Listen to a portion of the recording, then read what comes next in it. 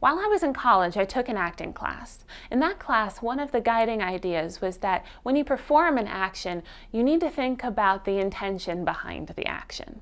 When you act taking a walk, you might really be acting getting some privacy. When you act rubbing someone's back, you might really be acting soothing them. The intention not only gives the action weight and realism, but also informs what else you might do in that moment as that character. Of course, stage acting is not the only kind of acting. We all perform various roles throughout our lives and even throughout our days, each of which is made up not only of different actions, but also different intentions. The same action can take on different weights when viewed as a manifestation of different intentions.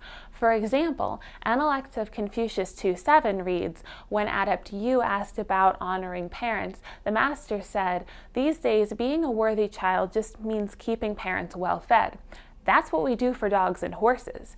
Everyone can feed their parents, but without reverence, they may as well be feeding animals.'" Confucius argues that it's not the action that matters, but the intention behind the action. As with any role, gender roles have both actions and intentions to be learned.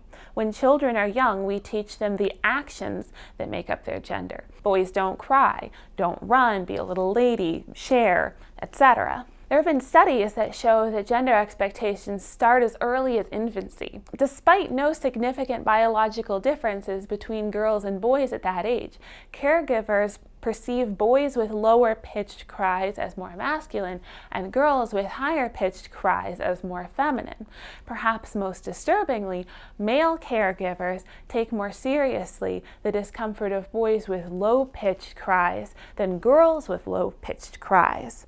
Girls and boys learn to conform to the expectations of the world around them or else receive little punishments for their transgressions. In addition to direct instruction, children observe gender signifiers in adults. For girls, things like fashion and elements of style are seen as ways of performing their adult gender, but the actions are only part of the performance. By the time a child reaches adolescence and young adulthood, performance of actions is no longer enough. One needs to perform intentions. For example, share becomes don't be selfish. Young women learn not just what signifies adult femininity, like red lips and high heels, but also the contexts in which they're appropriate and what message they send when they adopt these signifiers.